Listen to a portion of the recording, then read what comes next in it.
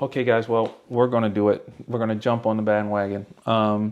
But I'm going to jump on it on a different perspective.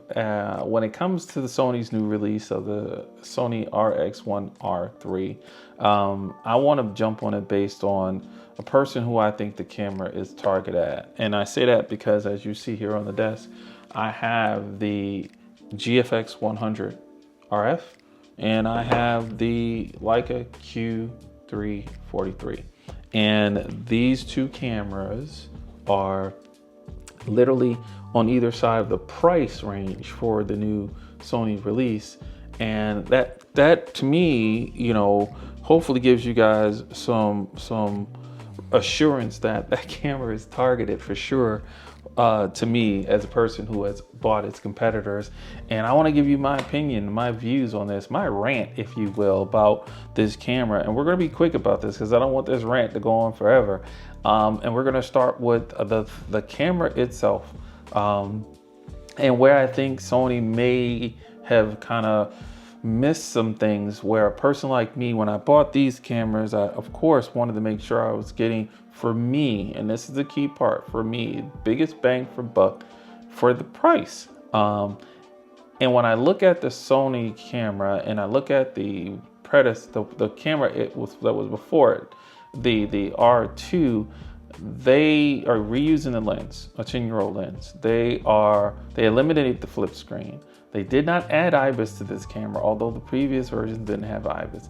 They did revamp the EVF and integrated it similar to what you see on the Q3.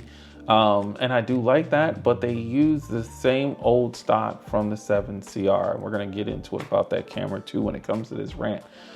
They did make the battery bigger, but they put it in a battery for a camera line that they really don't support that much.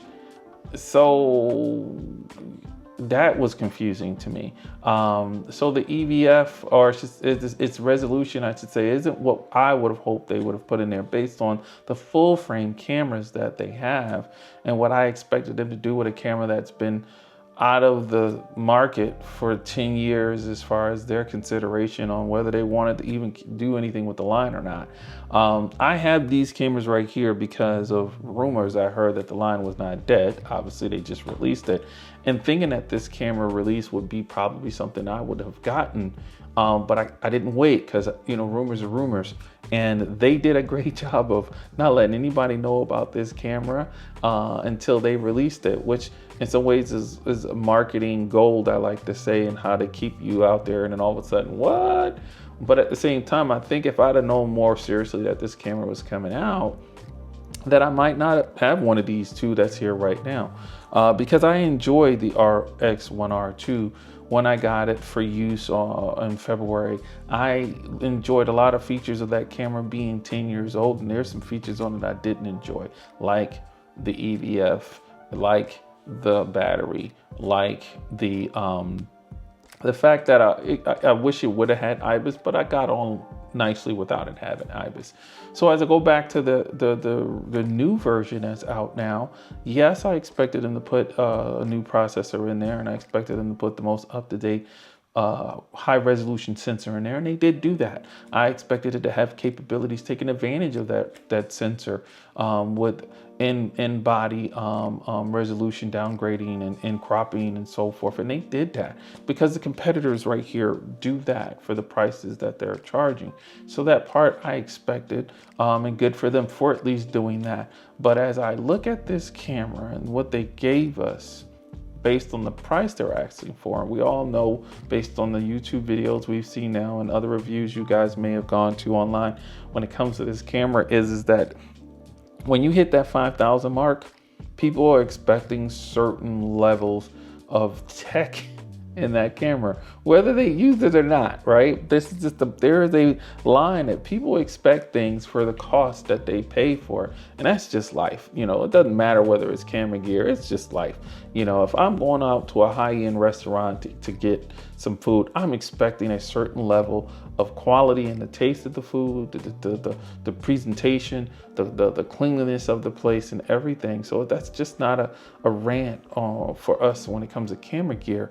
And when I look at this camera, and as a person who I believe this camera is targeted to because of these two guys I have on the table, I don't know if I would get this camera. And the reason is that they have in their line of cameras a camera that's far cheaper, that does more. And I had a chance of shooting this camera, which is the 7CR with the 24-50 G lens, excuse me.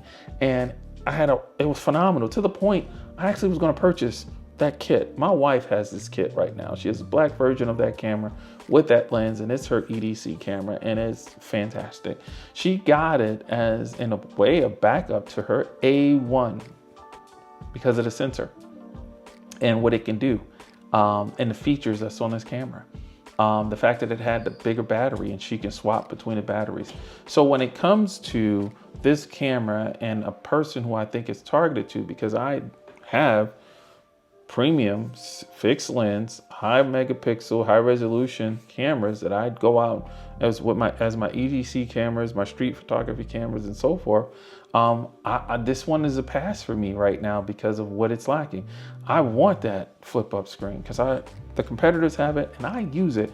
I want a better resolution on my EVF because I use the EVF on these cameras to help me compose from time to time, not seldomly.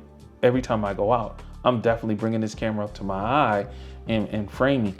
I want the bigger battery because I don't want to carry around a bunch of batteries. I can walk out of the door with either one of these cameras all day and not have to worry about switching the battery.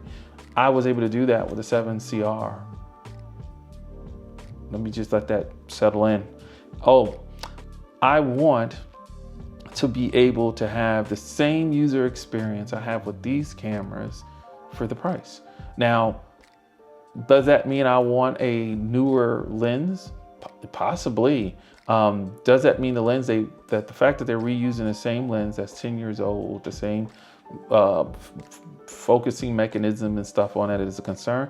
I can see where folks will see that, but I am expecting that they put this on here knowing that it will resolve for this sensor and that it will work with the new processor to give you a good shooting experience. But I would have liked to seen them do a G Master Prime on this camera, even if it meant holding off on this camera to next year. Tease us like Nikon. They could have did a tease about this camera coming and features and putting in it what I think they should have put in it and kept on it for 2026. And people would have waited and they would have loved it.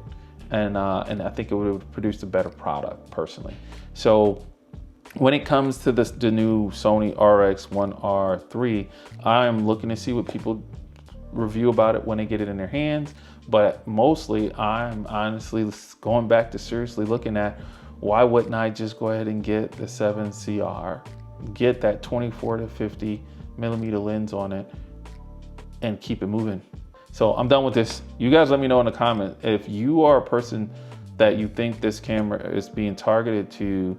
Do you agree with what I'm saying? Do you feel the same, that for the dollars that they're offering or asking for this camera and the accessories, that you're getting from it the same level of experience that you would get from the two cameras that price falls between, which is the two on this table. So you got the Q line too, the regular Q3, not just the Q343.